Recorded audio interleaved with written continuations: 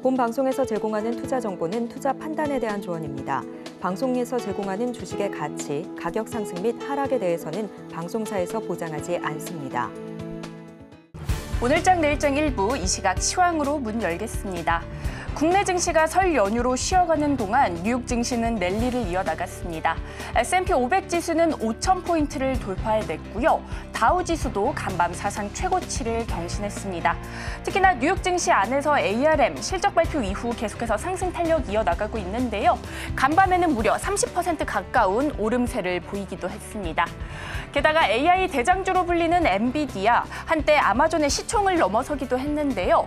엔비디아의 시총이 아마존의 시총을 넘어선 것은 지난 2002년 이후 22년 만입니다. 엔비디아의 주가가 10%가량 올라서 810달러 선이 된다면 시총 2조 달러를 넘어설 것으로 확인되고 있습니다. 이렇게 뉴욕 증시에서 AI, 반도체 관련주 강세 보이면서 국내 증시에도 고스란히 영향 주고 있는데요. 오늘 코스피 안에서는 삼성전자 강하고요. SK하이닉스는 52주 신고가를 경신하면서 15만 원 돌파를 눈앞에 두고 있습니다. 이렇게 반도체 대형주 약진하면서 지수 상승을 견인하고 있는데요. 오늘 코스피 1% 넘게 오르면서 지수는 2647선 움직임 가져가고 있습니다. 오늘 수급도 굉장히 긍정적인데요. 외국인 선물 시장에서 무려 12,000계약 넘게 담아내는 가운데 코스피 시장에서 6,600억 원 넘게 사들이고 있고요. 기관도 힘을 보태고 있습니다. 무려 3거래일 연속 매수세 이어나가면서 오늘 4,400억 원 넘게 사들이고 있고요. 개인만이 매도 우위 보여주고 있습니다.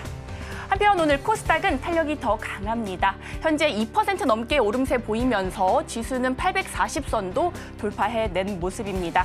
오늘 업종별로 살펴보면 엔터 업종을 제외한 대부분이 양호한 흐름 보여주고 있고요. AI 모멘텀 받아서 반도체 관련주도 강세 보이는 가운데 시총 상위주 안에서는 HP, SP, 엔캠이 각각 신고가를 경신하면서 코스닥 시총 4위와 6위에 등극한 모습입니다. 오늘 매매 동향 살펴보면 외국인은 계속해서 매수세 이어지고 있습니다. 2,100억 원 넘게 사들이는 반면 개인과 기관은 동반 팔자세 보여주고 있습니다.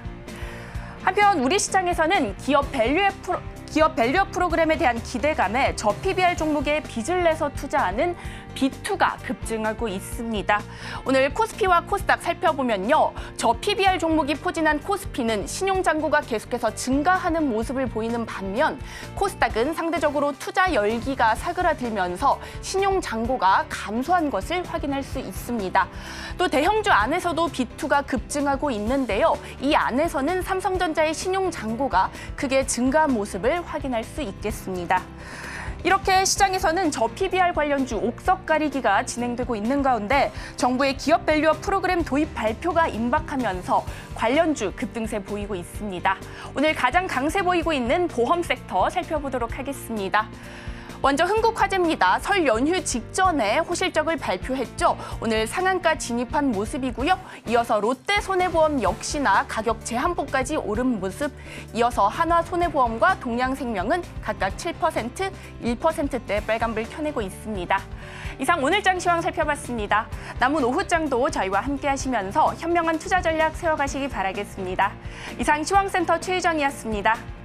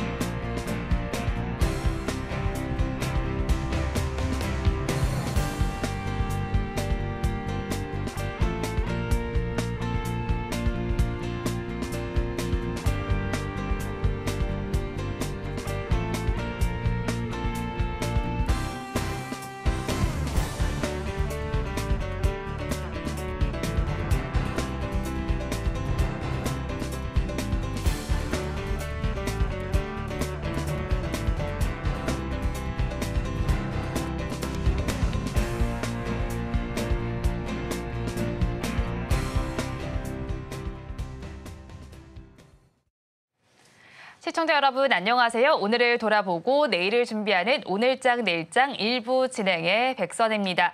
연휴는 잘 보내고 오셨나요? 우리나라에서는 수출입 지표가 오늘 발표됐습니다. 지난 10일까지의 수출을 살펴본다면 15% 감소한 것으로 나타났습니다. 하지만 줄어든 조업 일수를 고려해 본다면 일평균 수출은 늘어난 것으로 집계가 됐고요. 여기서 반도체 수출이 지난해 같은 기간과 비교했을 때 늘어난 점이 고무적으로 볼 수가 있겠습니다. 오늘 시장 내에서도 빨간불이 들어오고 있는 가운데 반도체주 전반에서 강세 흐름이 관찰이 되고 있습니다. 양대 시장 중에서는 코스닥 시장의 상승률이 조금 더 크게 나타나고 있고요. 10일이 지나고 있는 우리 시장은 열흘 동안 살펴봤을 때 수급 양상 측면에서는 외국인 투자자들이 열흘 동안 계속해서 매수세를 보여줬지만 개인 투자자들은 하루를 제외하고는 모두 매도 흐름을 보였습니다. 시장을 바라보는 시각이 엇갈리는 가운데 이번 주에는 CPI 발표도 예정이 되어 있으니까 이 점도 저희 방송과 함께 체크를 해보시기 바랍니다. 저희 방송은 유튜브를 통해서도 보실 수 있습니다. 유튜브 검색창에 서울경제TV라고 검색하시면 저희 방송과 함께 하실 수 있고요. 본 방송이 시작되기 전에 오후 1시부터는 유튜브 라이브로 먼저 찾아뵙고 있습니다. 이 점도 많은 관심 부탁드리겠습니다. 2월 13일 화요일입니다. 오늘장 내일장 일부 본격적으로 출발합니다.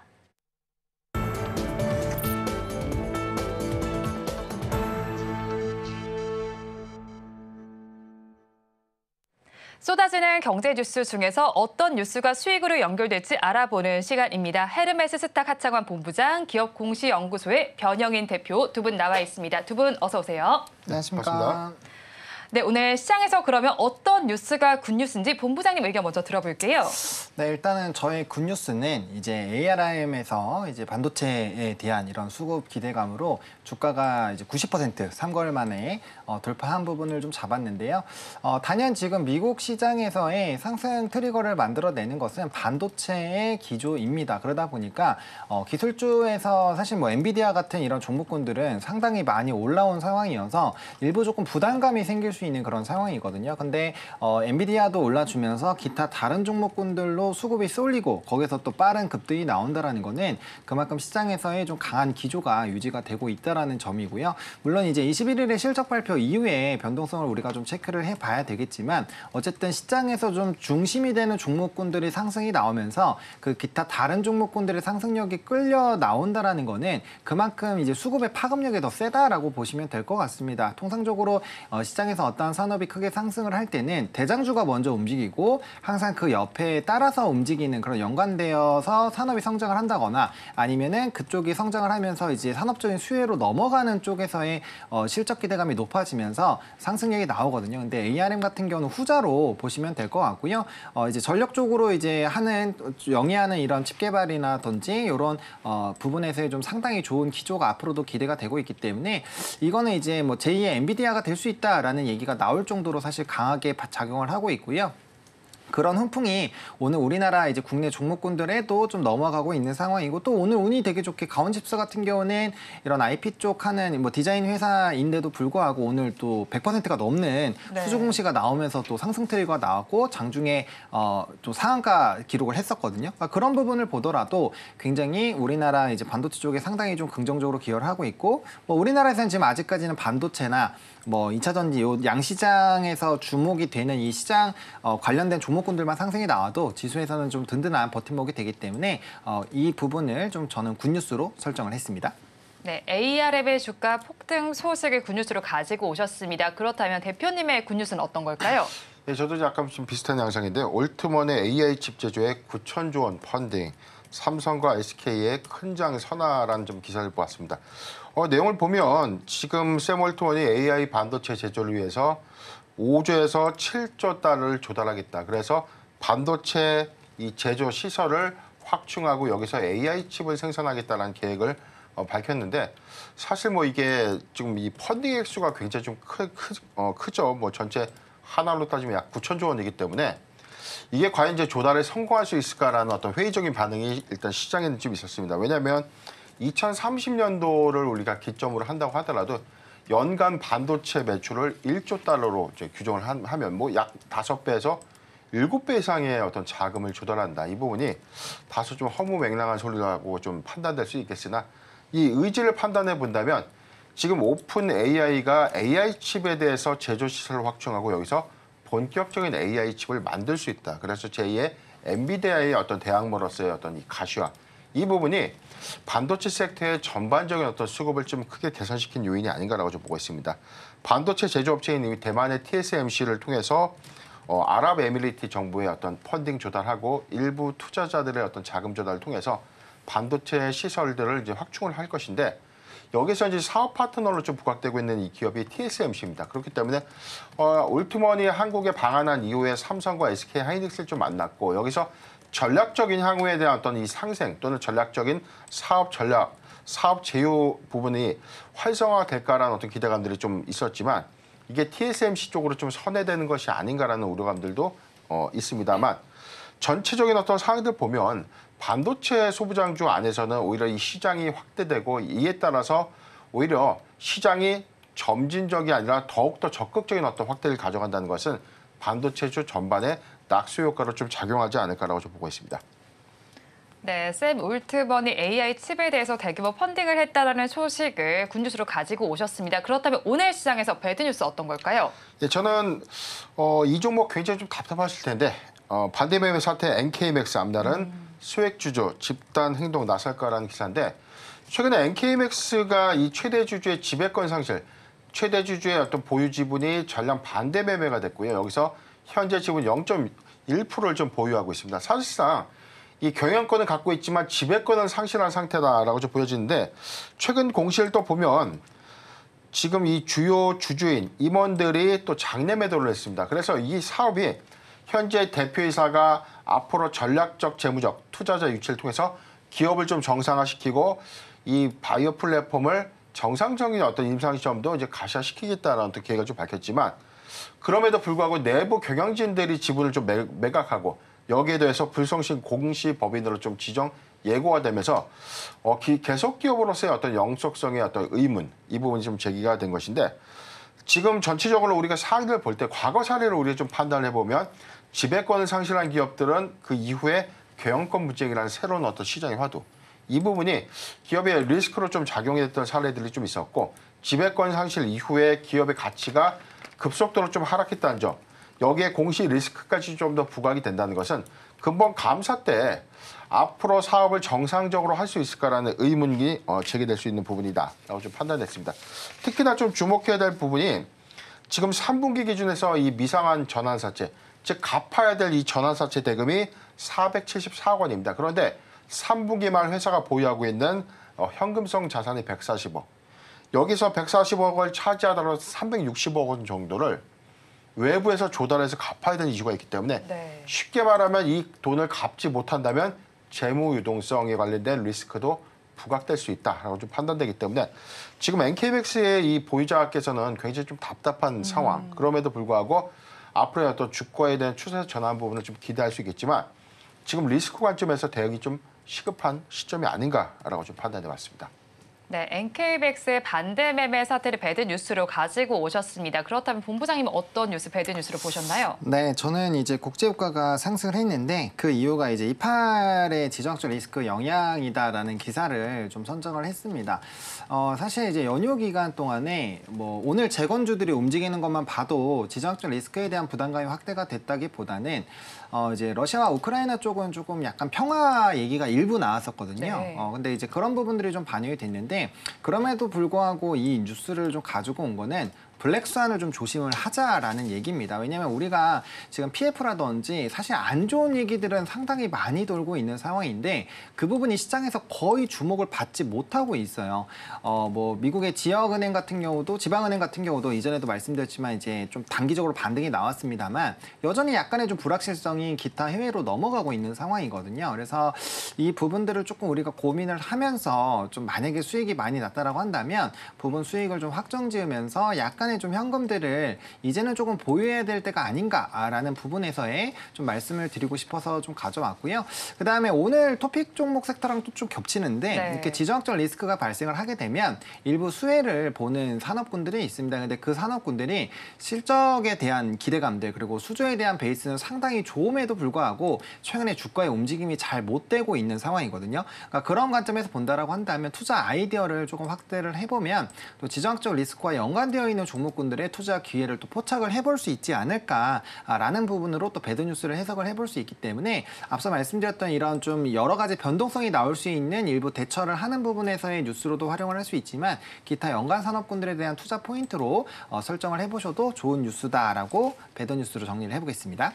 네, 지정학적 리스크 관련된 뉴스를 배드 뉴스로 가지고 오셨습니다. 그렇다면 오후 시장에서 어떤 종목들이 상승을 하고 있는지 살펴보도록 하겠습니다. 1시 30분 기준 급등주들 화면을 통해서 체크해 보시죠. 코스피 시장에서 급등하는 종목들 먼저 체크를 해보도록 하겠습니다. 오늘 손해보험 섹터가 가장 크게 상승률을 기록을 하고 있는데 두 종목이 상한가를 기록하고 있습니다. 흥국화재와 롯데손해보험입니다. 흥국화재의 주가 양상을 먼저 살펴보면요. 지금의 주가 5,280원 선을 가리키고 있고요. 다음으로 롯데손해보험의 경우에는 3,370원 선을 지나가고 있습니다. 다음으로 우크라이나 재건과 관련된 섹터에서도 강세 흐름이 오늘 관찰이 되고 있습니다. 그 안에서 삼부토건이 27%대 강세 흐름 가져가고 있습니다. 2,570원 선의 거래는 진행이 되고 있고요. 다음으로 웰바이오텍도 잘 가고 있습니다. 20%대 강세를 보여주면서 1,090원 선을 진행하고 있습니다. 계속해서 우하향 기조를 그렸던 종목인데 다시 또 고개를 들고 있는 양상이 펼쳐지고 있습니다. 에코프로 머티 이어서 살펴보겠습니다. MSCI 정기 편입이 됐다는 소식이 전해지고 있습니다. 오늘 시장에서 14% 넘게 올라주면서 주가는 19만 6,600원에 거래 진행되고 있습니다. 다음 장으로 넘어가서 코스닥 시장에서 급등하는 종목들 체크해 보겠습니다.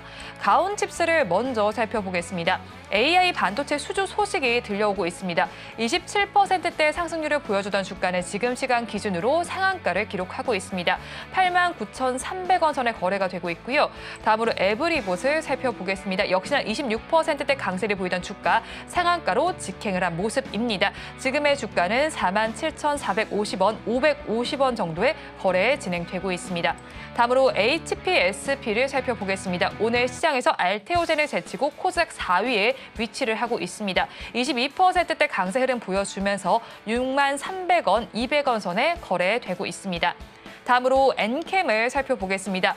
에코프로도 있게 만든 종목이다라는 수식어가 붙어 있는데요. 올해에만 208%가 폭등한 종목입니다. 오늘 시장에서도 21% 넘는 상승률을 보여주면서 25만 3,500원 정도의 주가는 거래가 되고 있고요.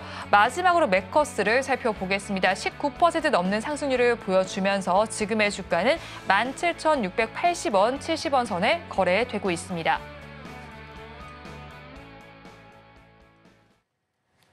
지금 시장에서 급등하고 있는 10가지 종목 저와 함께 화면을 통해서 살펴보셨는데 이 안에서 좀 특징적인 흐름을 보인 종목 어떤 게 있었을까요? 전체적인 어떤 흐름들을 보면 오늘 재건주가 좀 상대적으로 좀 강했고 반도체 섹터 그리고 이 보험주의 경우에는 저PBR 관련된 매력도가 좀 부각됐으면서 여기에서 실적 관련된 이 연동 이 부분은 지금 저PBR 관련주의 어떤 수급 안에서도 이 실적 안에서에 대한 차별화 또는 옥석가리기가 현재 진행되는 것이 아닌가라고 좀 보여지고 있습니다. 코스피 상위 종목에서는 지금 흥국화재 그리고 롯데손해보험이 오늘 강한 흐름들을 좀 보여주고 있는데 저PBR 매력도와 이 연휴 기간 안에서 우리가 좀 제출됐던 이 실적에 대한 기대치들이 오늘 주가로서 어떤 반영되고 있는 효과가 좀 아닌가라고 좀 보여집니다. 삼부토건의 웰바이오텍의 경우에는 이 푸틴과 러시아 푸틴 대통령이 우크라이나와 이 화해를 할 수 있다라는 또 제스처 이 부분이 시장이 좀 영향으로 좀 작용했다라고 보여지는데 다만 이 부분이 아직 확정된 부분들은 아니고 여기서 뭐 종전 관련된 이슈가 최종적으로 확정된다고 하더라도 오늘의 어떤 주가 추이는 단순한 어떤 트레이딩 관점, 좀 기대감을 좀 수반하는 흐름들이 좀 아닌가라고 좀 보여지고 있습니다. 코스닥 상위 종목들의 흐름들 역시 오늘 이 반도체 관련된 섹터가 좀 상대적으로 좀 강하고요.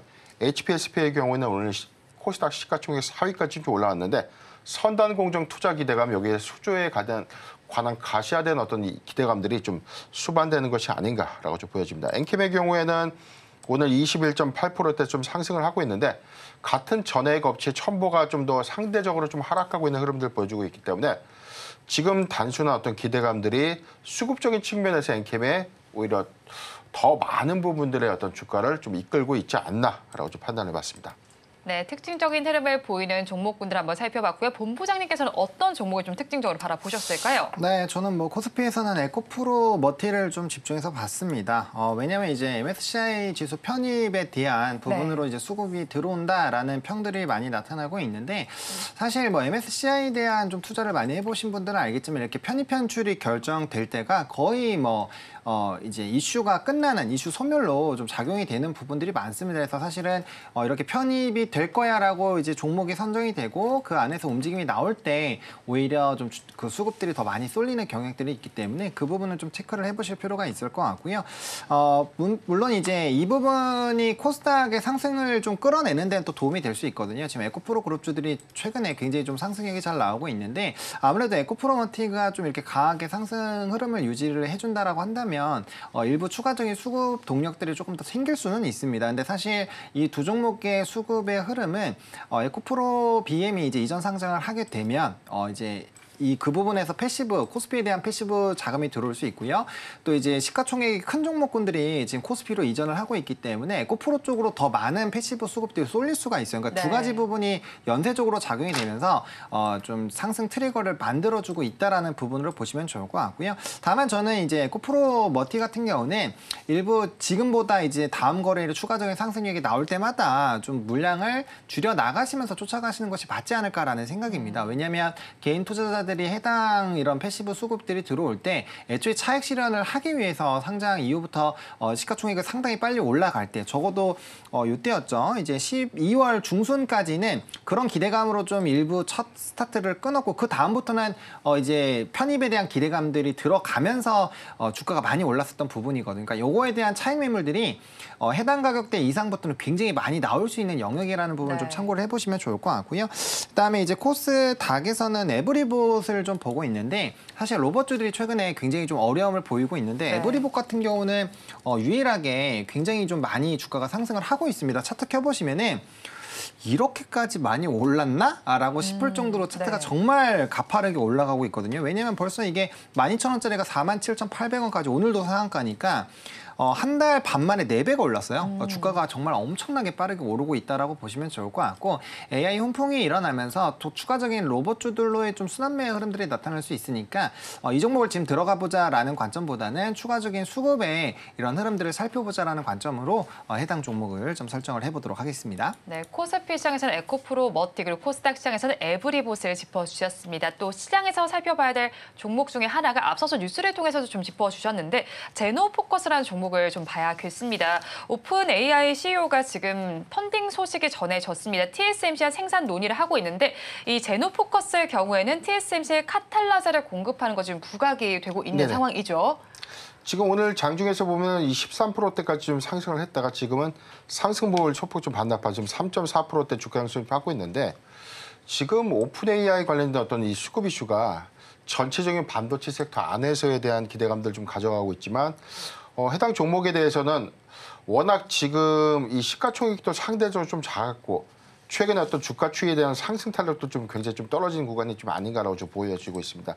일단 반도체 섹터 안에서 단순한 어떤 기대감만 갖고 주가 좀 수반됐던 흐름들이 지금 최근 한 7거래일간의 흐름들 좀 봤을 땐 반도체 섹터가 굉장히 좀 약세를 보였기 때문에 투자자의 어떤 심리도가 소형주보다는 그래도 반도체 섹터 안에서는 이 중대형주에 대한 수급 선호도가 좀 높다라고 좀 보여지고 다만 지금 오픈 AI에 관련된 이슈가 한 번 더 부각이 되면서 오늘 대량 거래를 좀 더 이끌어낸다면 추세적인 어떤 상승 흐름으로 좀 부각될 수 있겠지만 지금 241선을 좀 돌파하지 못하고 내려왔다는 것은 하반 경직성 안에서의 무게감을 좀 더 주지 않을까. 그래서 추가적인 돌파 시도를 못한다면 현 구간에서 주가가 좀 더 횡보할 수 있지 않을까라고 저는 판단해 봤습니다.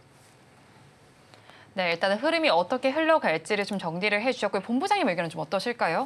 네, 뭐 저도 거의 뭐 대동소이합니다. 지금 시점에서는 비슷한 의견으로 보시는 게 저도 맞지 않을까. 왜냐하면 뭐 추가적으로 첨언할 부분이 지금 상황에서는 크게 없어서 네. 일단 저는 이렇게 같은 멘트를 계속 또 드리기 좀 그래서 그렇게 말씀드리겠습니다. 네, 그리고 이 안에서 3S의 흐름도 좀 보면 좋겠다는 생각이 듭니다. 친넥 기술 확대 기대감 속에서 좀 주가가 오름세를 보이고 있습니다. 그렇다면 저희 전략은 어떻게 가져가면 좋을까요?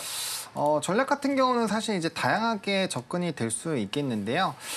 일단은 해당 종목이 최근에 이제 주가 자체가 좀 상당히 특히나 오늘 같은 경우도 지금 변동성이 좀 강하게 나타나고 있는 상황이거든요. 그래서 이런 경우에는 이제 21선 자체를 굉장히 좀 강하게 돌파를 하느냐가 결국엔 좀 핵심이지 않을까라고 보여주고 있고요.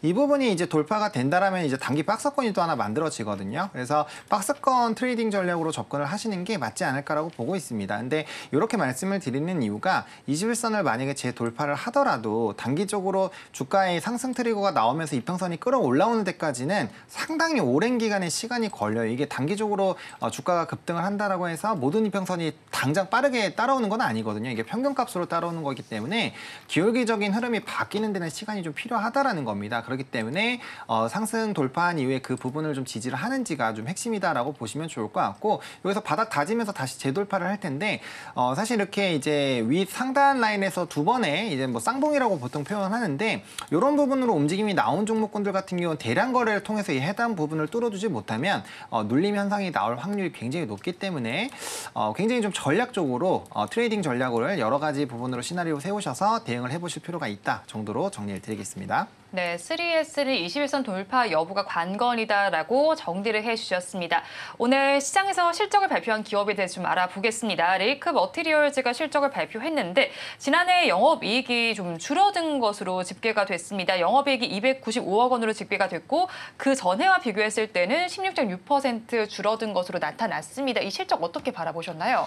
일단 실적적인 측면에서는 좀 2차 전지 섹터 전반적으로 봤을 때 특히나 뭐 양극 소재사에 대한 이익률 감소는 리튬 가격이 하락으로 인해서 영 레깅 현상, 즉 판가가 떨어지고 이 비싸게 사온 가격에 대한 이 갭차를 재고자산 평가 손실을 좀 잡다 보니까 손실액이 좀 커졌는데 양극 소재사를 좀 제외한 뭐 우리가 동박이라든지 그다음에 뭐 전구체 그 이외에 뭐 분리막이라든가 이런 업체들을 보면 4분기 실적들의 어떤 감소 추이는 4분기에 전기차의 어떤 공급도나 여파가 또 컸다라고 좀 보여집니다. 다만 이게 이익률을 좀 더 훼손시켰던 관점이 1분기까지 좀 더 유지될 것인가라는 어떤 기대치 이 부분이 저는 올해 상반기까지는 그 영향이 좀 더 있지 않을까. 그래서 많은 전문가들이 2024년도에 2차 전지 섹터에 대한 이 전망들을 상저하고로 좀 보는 이유 이 부분이 판가가 얼마만큼 좀 더 개선될 수 있을까. 다만 이제 저는 긍정적인 지표 안에서는 완성차 업체에 대한 이 자동차 판매량을 보수적 관점이 아니라 오히려 이 가이던스를 좀 더 상향시켰다는 점들은 차량 판매에 대해서 유기적으로 오히려 친환경차, 전기차의 생산량이 그래도 좀 더 늘어날 수도 있지 않을까라는 어떤 기대감으로 좀 판단되고 있고요. 레이크 머티리얼즈의 경우에는 오늘 12.8%대 좀 상승을 좀 하고 있는데 오늘 어떤 실적적인 어떤 기대감보다는 지금 황화물계 이 소재죠. 여기에 관련된 어떤 이슈가 향후에는 이 황화물계 소재가 전고체 배터리에 들어가는 어떤 핵심 소재로 좀 사용될 수 있는 이 기대감이 개별 이슈로서 오늘 부각된 것이 아닌가라고 좀 보여집니다. 네, 오늘 지금은 조금 개별적인 이슈로 움직인다라고 정리를 해주셨고요. 반도체 전공적 소재 테마와 그 외 종목도 함께 좀 오르고 있는 것 같습니다. 아무래도 오늘 반도체 섹터가 전반적으로 주목을 받고 있는 것 같은데요. 오늘의 흐름은 어떻게 바라보시는지 궁금하고요. 앞으로는 저희가 어떤 전략을 짜가면 좋을까요? 사실 이제 지금 시점에서는 뭐 대부분의 지금 반도체 쪽 특히나 최근에 이제 상승력이 크게 나왔었던 쪽에서의 움직임들이 굉장히 강하게 나타나고 있거든요. 그래서 오늘 뭐 HBM이라든지 뭐 CXL이라든지 기존에 이제 상승 트리거가 상당히 나왔었던 쪽에서의 강한 기조가 나타나고 있습니다. 그리고 TSMC 향과 연관이 되어 있는 쪽, 그쪽도 좀 상승이 나타나고 있고요. 근데 이제 이쪽 라인들은 사실 기존에 계속적으로 좀 상승이 나왔었던 상황이거든요. 그러다 보니까 이제 앞서 말씀드렸던 것처럼 이제 PR이라든지 뭐 PSR이라든지 이런 이제 실적에 대한 기업의 가치 비싸다라는 거를 평가하는 그런 기준점에서 상당히 조금 민감하게 반응이 나올 수가 있습니다. 그래서 그 상단 부분들 기준들을 뭐 40배든 50배든 명확하게 정해 놓으시고 대응을 해보실 필요가 있고요. 그 기준점은 지금 상승 트리거를 만들어내는 글로벌 기업 대비했을 때로 비교를 하셔야 됩니다. 그렇게 비교를 하시면 기준점 자체가 빠르게 나타날 수 있다는 점이고, 그래서 지금 만약에 후발로 접근을 한다라고 한다면 저는 오히려 그러니까 대형 그 종목을 보시는 게 맞다라고 보고 있거든요. 하이닉스를 지금이라도 접근을 하시던지 아니면 삼성전자를 보시는 게 저는 오히려 더 좋은 판단이지 않을까. 왜냐하면 앞에서도 이제 굿뉴스로 소개해주신 그런 네. 이제 대규모 투자라든지 그런 것들이 진행됐을 때 사실 실질적으로 수혜를 받는 쪽이 어디냐라고 한다면 뭐 대형 반도체밖에 없어요. 네. 그쪽이 가져야 이제 나머지 이 다운턴으로 밑에 종목군들이 좀 수혜를 받는 거거든요. 그런 구조로 진행이 되기 때문에 지금 시점에서는 사실 가볍기 때문에 소부장이 강력하게 움직이는 거지 이게 기업의 펀더 자체가 뭐 엄청나게 좋아지면서 지금 주가가 따라가는 것은 아니거든요. 그렇기 때문에 소형주는 좀 트레이딩 관점으로 보시면 좋을 것 같고, 진정하게 이제 좀 장기 투자로 펀더 기준으로 좀 접근을 하신다라고 한다면 대형 반도체를 집중적으로 보시는 게 낫지 않나라고 개인적으로 생각을 하고 있습니다. 네, 반도체주 내에서는 대형주의 매력이 부각된다고 정리를 해주셨습니다. 또 시장에서 강세를 보이는 섹터를 살펴보자면 오늘 시장에서도 초전도체 섹터가 또 강세를 보이고 있습니다. 지금도 5%대 강세 흐름이 나타나고 있고요. 그 안에서는 최근에 흐름이 좋았던 CCS가 여전히 상한가 흐름을 나타내고 있습니다. 3월에 좀 이벤트가 있는 만큼 이때까지 전략 좀 어떻게 짜면 좋을까요? 네, 오늘 상대적으로 좀 강한 종목이 CCS, 그다음에 파워로직스, 신성, 델타테크 순인데요. 일단 저는 초전도체에 관련된 이슈 이 부분은 솔직히 좀 개인이 좀 접근하기엔 굉장히 리스크한 종목이 아닌가라고 좀 보고 있습니다. 왜냐하면 이게 어떤 시점에 매도를 해야 되고 어떤 시점에 보유를 해야 되고 이 부분이 예측이 좀 불가하다는 부분들은 과거에 LK99에 대해서 초전도체가 아니다라는 어떤 공식 입장이 좀 있었고, 이후에 다시금 연구개발을 할 수 있다, 연구개발을 통해서 입증하겠다라는 어떤 이슈 때문에 좀 상승을 한 것이거든요. 그렇기 때문에 소형주 안에서 시가총액이 좀 상대적으로 좀 작았던 종목이 지금 현재는 대장주로서 시세를 좀 내고 있다. 이 점이 좀 차별화가 좀 있다라고 좀 보여지는데, 다만 지금 신규종 매수 관점보다는 보유자의 영역이다라고 좀 보여지고, CCS의 경우에는 추세 이탈선 안에서에 대한 기대감들을 조금 더 가져갈 수 있지만, 저는 3,100원이 이탈된다면 비중을 70% 정도는 좀 분할 매도 관점에서 접근해야 되는 시점이 아닌가라고 좀 판단해봤습니다. 네, 초전도체와 관련된 종목군들은 보유자의 영역이다라고 정리를 해주셨습니다. 오늘 시장에서는 해운주에서는 또 엇갈린 흐름이 관찰이 되고 있습니다. 홍해 물류 위기가 1년을 가도 어렵겠다는 이야기가 나오고 있죠. 컨테이너선의 수요보다 공급이 많은 상황이 홍해 위기를 좀 압도할 것이다, 이런 이야기가 나오고 있는데 해운주도 오늘 주가 흐름이 좀 엇갈리고 있습니다. 이 부분에 대해서 해운주를 가지고 계신 분들은 어떤 시각으로 접근을 해보면 좋을까요? 사실 이제 지금 제가 전반적인 해운주들을 좀 쳐봤는데요. 네. 뭐 전반적으로 그렇게 막 좋은 흐름은 아닌 것 같습니다. 일단은 우리가 이제 최근에 이제 SCFI 지수가 상승이 나온 게 아니라 BDI 지수가 좀 급등이 나오면서 일부 좀 급등들이 나온 흐름들이 있고요. 특히나 이제 뭐 여러 가지 지정학적 리스크로 이제 물류에 대한 길 자체가 좀 차단이 되는 부분들로 주목이 됐는데, 이게 그 코로나 때처럼 장기성을 가지면서 수요가 있는데 장기성을 가지면서 공급 라인을 막는 거라면은 뭐 이전처럼 SCFI 지수라든지 BDI 지수가 계속적으로 급등이 나오면서 해운주들의 중장기적인 업황이 좋아질 수 있는 상황입니다. 근데 지금 그러한 부분이 아니라는 점이에요. 물론 단기적으로는 이제 BDI 지수가 급등이 나오기는 했지만 이게 어느 정도 연속성을 갖는지가 굉장히 중요한데, 이거는 사실 그 라인들이 뚫어버리면 바로 풀리는 부분이거든요. 왜냐하면 공급단에서의 이슈만 있는 것이지 수요단에서 따라오질 못하고 있어요. 결과적으로 이제 물동량이 크게 늘어나면서 그런 지수가 좀 장기적으로 우상향이 진행이 되기 위해서는 중국 쪽의 경기가 좋아지면서 사실 이제 소비 라인이 굉장히 좀 커져줘야 되는 거거든요. 근데 그 부분이 나타나고 있는 상황은 아니어서 현재 시점에서 해운주를 접근을 하시는 것은 저는 그렇게 좋은 선택은 아닌 것 같고요. 특히나 이제 이벤트성으로 단기적으로 영향을 받아서 이제 물량이 급등이 나왔던 쪽은 그 이전 가격대까지 회귀를 할 확률이 굉장히 높습니다. 특히나 흥하해운이라든지 대한해운 같이 좀 수급발로 단기 급등을 했었던 부분들은 더더욱더 좀 그런 부분이 나타날 수 있고요. 다만 펜오션 같은 경우는 주가의 PBR 같은 경우가 상당히 낮기 때문에 해당 부분에서의 뭐 밸류 프로그램에서 또 차별화된 영향이 있다라는 점이 나타날 수 있다라는 좀 부분을 보시면 좋을 것 같고, 저는 지금 해운 쪽을 보시기보다는 오히려 조선업을 보시는 게 맞지 않을까라고 보여지고 있는 상황입니다.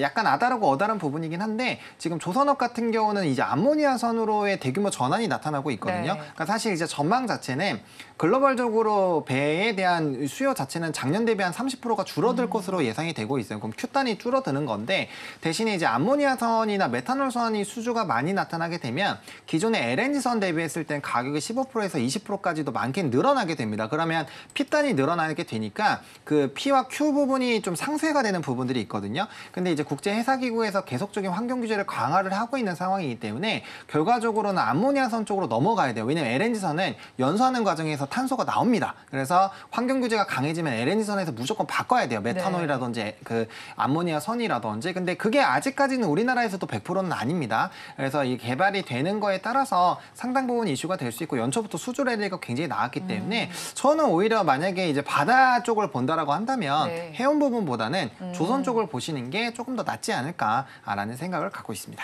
바다와 관련된 종목군을 본다면 해운보단 조선이 낫다고 말씀을 전해주셨고요. 조선과 관련해서 선박수주 소식도 좀 들어와 있죠. 지난달에 역시도 전 세계 선박수주 점유율 2위를 차지했습니다.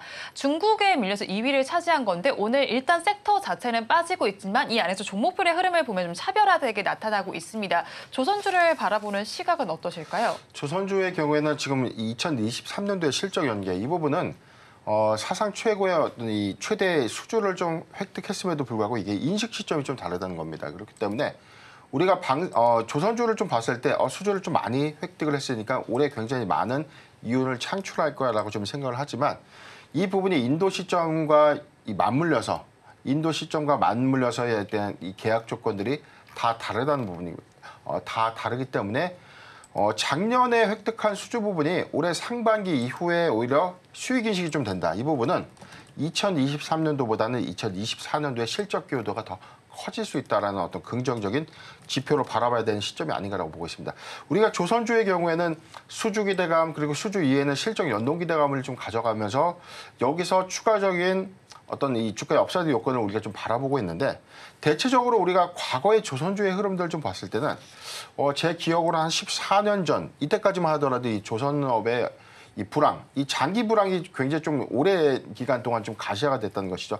거의 뭐 10년 넘게 이 조선업의 어떤 불황기 이후에 지금 수익 개선을 좀 했고 오히려 2023년도에 회복을 했고 2024년도에는 이 부분을 외형 확장과 더불어서 실적의 어떤 추가적인 어떤 연계 이 부분을 우리가 좀 주시를 해봐야 되는데 학습 효과가 과거에 이 조선주를 투자했던 사람들이 큰 재미보다는 굉장히 큰 고통을 많이 받았다. 이 부분이 투자 심리를 좀 위축시키는 요인이 아닌가라고 저는 봤지만 올해는 그 양상이 좀 달라질 것이다. 그래서 철저히 숫자에 입각해서 올해는 상반기 이후부터는 조선업에 관련된 어떤 수익 개선이 크게 좀 증가된다. 이 부분은 주가의 어떤 상승 탄력도를 더 높일 것이다라고 저는 판단해봤습니다. 네, 앞으로는 주가의 상승 탄력도가 높아질 것이다라고 전해주셨습니다.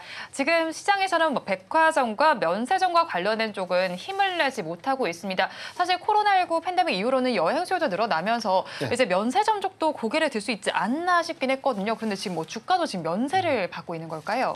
우선은 우리가 그러니까 작년 4분기, 3분기부터 이 중국 단체 관광객들의 이 여행 허용 이 부분이 굉장히 좀 눈높이가 높아지지 않았나라고 봅니다. 그래서 3분기에 막상 실적 발표를 해보니까 기대치를 좀 못 미쳤네. 그래서 4분기에 이연 효과가 있어서 4분기에 분명 좋아질 것이다라고 우리가 판단해봤는데 막상 4분기 실적 좀 확인해 보니까 6호에 유입되는 어떤 이 활동 여기서 수익 연계 부분에 대해서 만족할 만한 어떤 성과를 내지 못한 것입니다. 그렇기 때문에 호텔 신라가 신저가를 좀 기록했고 이 이외에도 뭐 보따리상이라든가 관련된 어떤 매출 프로모션의 비용들은 좀 증가됐지만 수익성이 마케팅 비용 안에서 먼저 상쇄가 됐다라고 좀 판단을 했다는 것이죠. 그렇기 때문에 2023년도까지는 실적이 안 좋았지만 올해부터는 실적을 좀 더 개선시킬 수 있지 않을까라는 기대감을 좀 부각시키지만 아직 시장은 이 부분을 조금 의문으로 좀 보는 것 같아요. 그래서 좀 지표적으로 좀 확인해 본 게 중국 관광객들이 오는데 코로나19 이전처럼 큰 손들이 오는 것이 아니라 상대적으로 연령층이 좀 낮아졌고 가성비 쇼핑 위주로 좀 공략이 되다 보니까 면세점의 어떤 수익성들이 크게 개선되지 못한 흐름들이 아닐까라고 좀 보여주고, 다만 이 부분은 경기와 연동성을 좀 갖는다는 관점에서 2023년도와 실적을 좀 비교식으로 봤을 때는 올해 그래도 양호한 증감 추이를 좀 더 보여지지 않을까. 그래서 지금 전체적인 어떤 면세 업종이나 쇼핑 업종들 안에서는 저PBR 관련된 수급 유입 때문에 반등한 종목들 좀 있었지만 네. 호텔신라 같이 오늘 뭐 MSCI 편출 이슈 때문에 오히려 좀 조정받았던 그런 종목들은 저는 오히려 좀 매수의 관점으로 접근해봐도 괜찮지 않을까라고 좀 판단하고 있습니다.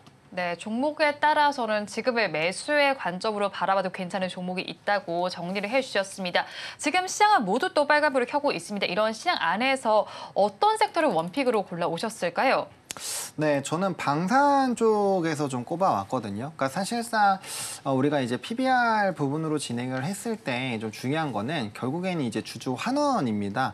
근데 주주 환원을 하기 위해서는 결국엔 실적이 잘 나와야 되고 이익 현금 흐름이 돌아야 되거든요. 네. 그러니까 그런 부분에서 봤을 때 물론 이제 제가 골라온 산업은 뭐 주주 환원 정책을 강하게 하는 쪽은 아니에요. 근데 만약에 추가적으로 돈을 잘 벌기 시작을 한다면 거기에서 좀 좋은 흐름들이 나타날 수 있지 않을까라고 보고 있거든요. 그래서 방산 쪽에서 좀 골라왔고요.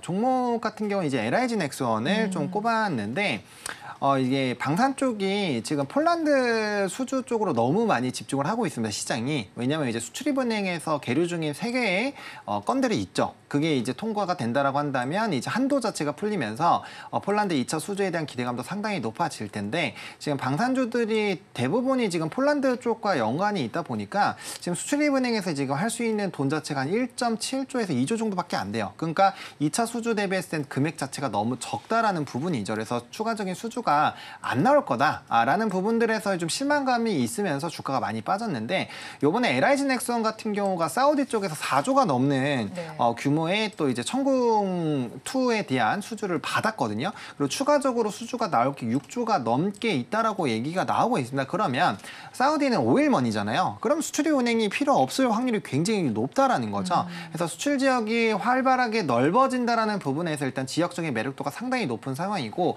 우리나라 방산이 지금 전 세계에서 9위거든요. 근데 5위까지는 점유율 차이가 전 세계적으로 한 4.5% 정도 수준이에요. 우리나라가 2.5% 정도 수준이거든요. 네. 그러니까 충분히 수출 지역이 넓어지면서 대규모 수주를 한두 번 받으면 그 순위 자체가 상당히 바뀔 수가 있는 거고 글로벌 시장의 MS가 바뀐다라는 거는 아시다시피 우리나라의 상품의 가치가 그만큼 수요가 높게 형성이 되고 있다라는 거거든요. 그런 부분에서 봤을 때 충분히 매력적인 상황이다라고 보시면 좋을 것 같습니다. LIG 넥스원 같은 경우는 이제 최근에 주가가 상승이 나왔는데 이게 수주 때문에 오른 게 아니라 네. 고스트 로보틱스 수주 그 이제 사업 진출 관련된 부분으로 인수권으로 주가가 오른 겁니다. 그러니까 최근에 수주한 거는 전혀 반영이 되어 있지 않은 상황인데 해당 종목이 지금 8년 6개월 네. 지에 수주를 받아놓은 상황이고 그러니까 수주가 엄청나게 많이 받아져 있는 상황이고 거기다가 지금 추가적으로 4조 받았죠. 네. 추가적으로 6조 받으면 수주 잔고가 26조 수준이 돼요. 근데 해당 종목의 지금 시가총액이 2조 좀 넘습니다. 그러니까 엄청나게 큰 시가총액 대비 큰 수주가 남아있는 부분이거든요. 그래서 해당 부분들이 점진적으로 당연히 반영이 되겠지만 장부가로 반영이 될 때마다 기업의 가치는 굉장히 높아질 수 있는 상황인데 시장에서는 이런 부분을 지금 집중을 하지 않고 있다라는 부분입니다. 그래서 더 매력적이다라고 보시면 좋을 것 같고요. 일단은 뭐 연간 매출 같은 경우도 12%가 늘어났고 영업이익 같은 경우도 상당히 많이 좋아지는 상황이고요. 인도네시아 쪽에서 이제 시장에 2,700억 원짜리 사업권이 있었는데 이게 2월 되면서 일부 시장 기대치를 좀 하회한 부분들이 있었습니다. 근데 총 매출 이익률 같은 경우는 이제 12%고 영업이익률 같은 경우도 5.4%이기 때문에 상당히 좀 좋게 흘러가고 있고요. 앞서 말씀드린 것처럼 이제 개발 사업이라든지 이런 부분들이 좋아지게 되면서 수주에 대한 곡간이 굉장히 좀 크게 늘어나고 있다라는 부분이고요. 또 통상 4분기 같은 경우는 방산주들이 이런 충당금을 설정을 해야 되는 시기예요. 네. 그래서 손익분이 좀 빠지는 부분인데 그 안에서도 굉장히 실적이 잘 나왔다라는 평가를 받고 있는 상황이고요. 그다음에 이제 당기순이익 같은 경우는 이노와이러스 매각 손실이라든지 파생 상품에 대한 기저 효과가 있어서 일부 낮게 나왔지만 이제 수주 잔고들이 반영이 되면 될수록 굉장히 빠르게 돌아올 수 있다라는 겁니다. 그래서 3분기까지 작년 3분기까지 수주 잔고가 그러니까 19.6조 원이에요. 굉장히 크죠. 여기다가 4.2조 붙어야 되고 신규 수주 지금까지 붙은 게 8.2조니까 요것만 하더라도 27조죠. 거기다가 추가적인 2차 수주까지 붙으면 30조도 넘어갈 수 있는 상황이기 때문에 뭐 이런 부분들이 바로 당장 다 반영이 안 되겠지만 그냥 중장기적으로 반영만 된다고 하더라도 지금의 PBR, PER 굉장히 싸다라는 평가를 받을 수 있다라는 부분에서 좀 관심 있게 보시면 좋을 것 같습니다. 네, 그렇다면 LIG 넥스원 저희 가격 전략은 어떻게 잡아가야 할까요? 네, 가격 전략은 현재가부터 매수도 충분히 유효한데 일단 저는 갭이 단기간에 만들어져 있는 상황이기 때문에 갭을 한번 메우는 것을 좀 지켜보자라고 말씀을 드리고 싶습니다. 그래서 10만 원부터 10만 8천 원 사이까지 좀 분할 매수 관점으로 뭐 현재 입지를 하시고 이제 그 다음부터 좀 많은 비중을 여기서 담으시는 게 좀 좋지 않을까라고 보고 있고요. 1차로는 전고점 라인 부분이 14만 5천 원을 보고 있는데 이게 수주 잔고들이 반영이 되기 시작하면은 적어도 16만 원에서 17만 원 정도까지는 상방룸이 열리지 않을까라고 보여지고 있어서 1차 목표가 14만 5천 원, 2차로 16만 원 제시를 드리겠고요. 손절 라인 같은 경우는 8만 7천 원으로 좀 횡보를 하다가 주가가 상승 트리거를 만든 그 좀 중요한 지지대가 있습니다. 해당 라인 깨지지 않으면 일단 충분히 모아가셔도 괜찮은 종목이다라고 정리를 드리겠습니다. 원픽 종목으로는 LIG 넥스원을 짚어주셨습니다. 매수하실 가격 10만 8천 원 정도 잡아주셨고요. 목표 주가는 일단 1차적으로 14만 5천 원, 2차적으로 16만 원까지 열어주셨습니다. 손절 라인 8만 7천 원 제시를 해주셨고요. 이어서 대표님의 원픽 섹터는 어딜까요? 예, 지난 시간에도 제가 한번 가져왔던 종목이었습니다. 아시아나 IDT인데요. 내일 유럽에서 최종 어떤 승인을 좀 앞두고 있다. 대한항공과 아시아나항공의 기업 결합 심사에 대한 최종 승인을 좀 앞두고 있으면서 오늘 제가 방송 좀 준비했을 때까지만 하더라도 목표가 좀 설정을 했는데 공교롭게도 목표가 부근까지 터치가 좀 됐다가 좀 내려온 상황입니다. 아직 발표가 되진 않았지만 조건부 승인이 좀 더 유력하다라고 좀 밝혀졌는데 최근에 이 일본의 승인 이후에 유럽의 조건부 승인, 여기서는 조건부 승인이라는 것은 화물 사업 부분의 매각, 그다음에 유럽의 주요 노선 4곳을 제3자에게 슬롯, 운수권을 양도하는 조건일 것입니다. 그래서 이 부분이 이행이 된다면 여기서 좀 승인이 되는 것이고요. 그렇게 되면 이제 미국이라는 이 관문만 좀 남게 되는데 원래 좀 예상을 했었던 부분들이 2024년도에 연말 정도에 기업 결합 심사가 좀 최종적으로 완료되지 않을까라는 어떤 기대치 또는 전망들이 좀 나왔지만 이 부분이 훨씬 더 앞당겨지면서 올해 상반기 안에 미국도 심사가 좀 완료되지 않을까라는 기대감들이 좀 부각되고 있습니다. 아시아나 IDT의 경우에는 사실 뭐 이 단기적인 어떤 수급 때문에 주가의 어떤 변동성이 좀 크다라고 좀 인식을 좀 하고 있는데 다시금 말씀드리지만 아시아나 IDT는 기업 결합 심사에 대한 어떤 기대감 이후에 대한항공이 보유하고 있는 한진정보통신 비상장 회사입니다. 네. 한진정보통신과 아시아나 IDT의 이 통합 항공망의 어떤 구축 기대감. 그래서 아시아나 IT가 향후에 한진정보통신을 흡수 합병하게 되면 여기에 관련된 외형이 좀 더 크게 확장될 수 있고 현재 아시아나 IDT의 전체적인 지분율을 좀 차지하더라도 약 유통직수가 38%에 좀 불과하기 때문에 수급적인 관점에서도 합병 기대감까지 가져가는 전략이 유효하다라고 좀 판단해 왔습니다. 오늘 저는 목표가를 조금 더 상향해서 2만 7천 원을 좀 제시해 드리고요. 이탈가보다는 지금 보유자의 영역이기 때문에 2만 2천 원대를 좀 위협한다면 분할 매도 관점으로 접근하고 다시금 추세 구간에서는 2만 원 미만에서는 다시금 분할 매수 관점에서 미국에 대한 승인 기대감 때문에 주가의 어떤 변동성 안에서의 수익을 한 번 더 노려보자라고 좀 의견을 드리겠습니다. 네, 아시아나 IDT를 원픽 종목으로 가지고 오셨습니다. 매수하실 가격 종가 정도 잡아주셨고요. 목표 주가는 2만 7천 원, 그리고 손절 라인 2만 400원 제시를 해주셨습니다. 시간이 지금 2시 35분을 가리키고 있습니다. 그렇다면 마감까지 얼마 남지 않았는데 우리 마감까지는 일단 전략을 어떻게 짜면 좋을까요, 본부장님?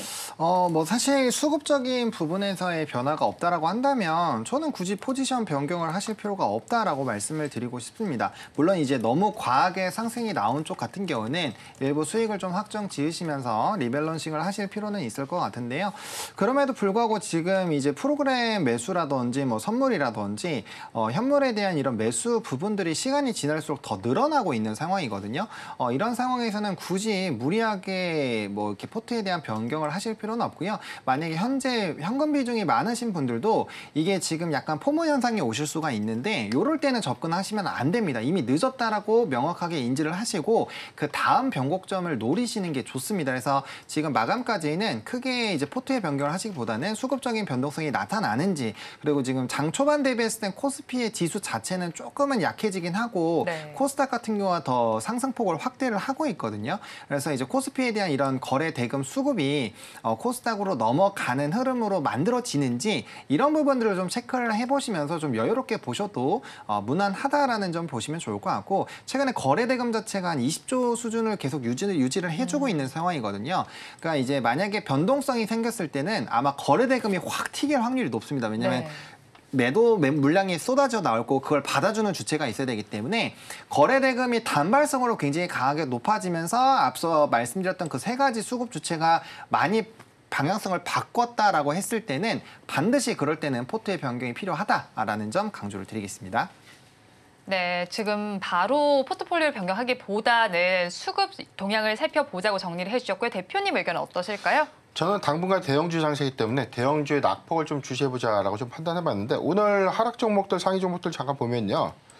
지금 전체 하락 상위 종목들 안에서는 유통, 쇼핑주들의 경우에는 이 저PB와 관련된 차익 매물이 좀 나오는 구간이기 때문에 여기서 추격 매수보다는 우리가 하단은 안에서 봤을 때는 지금 상대적인 낙폭이 좀 더 컸던 저는 파마 리서치 같은 경우 피부 미용 의료기기 관련 업종들이 오늘 단기 낙폭에 관련된 이슈가 좀 있을 때는 조정시 매수 관점으로 보여진다. 지금 뭐냐면 하락 종목 안에서 힌트를 좀 찾자입니다. 네. 최근에 많이 올랐기 때문에 차익 실현하는 종목들을 추격해서 사자가 아니라 그동안 견고하게 나름 실적 위주에서 선방했던 종목들이 오늘 낙폭을 좀 가져간다는 것은 리스크 관점이 아니라 오히려 조정, 이 수급 왜곡, 수급 소외에 관련된 어떤 조정 관점으로 우리가 접근해야 되는 시점이 아닌가라고 좀 보고 있고요.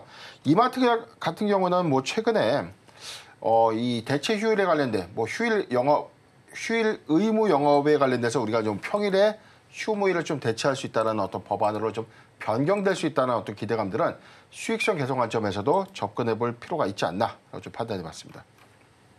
당분간은 대형주 장세가 지속될 것이다라고 전망을 해주셨습니다. 지금까지 기업공시연구소의 변영인 대표, 헤르메스스탁 하창한 본부장과 함께했습니다. 오늘 두 분 말씀 고맙습니다. 감사합니다. 두 분께서 준비해 주신 원픽 종목 다시 한번 화면을 통해서 확인해 보겠습니다.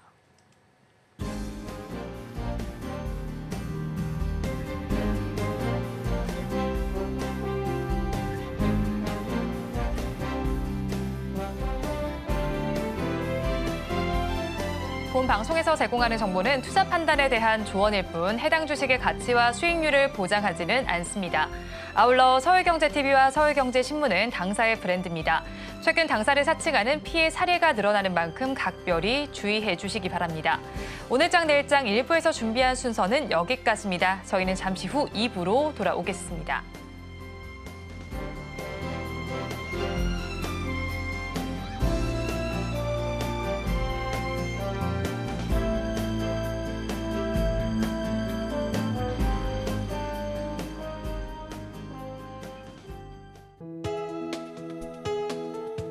본 방송에서 제공하는 투자 정보는 투자 판단에 대한 조언입니다. 방송에서 제공하는 주식의 가치, 가격 상승 및 하락에 대해서는 방송사에서 보장하지 않습니다.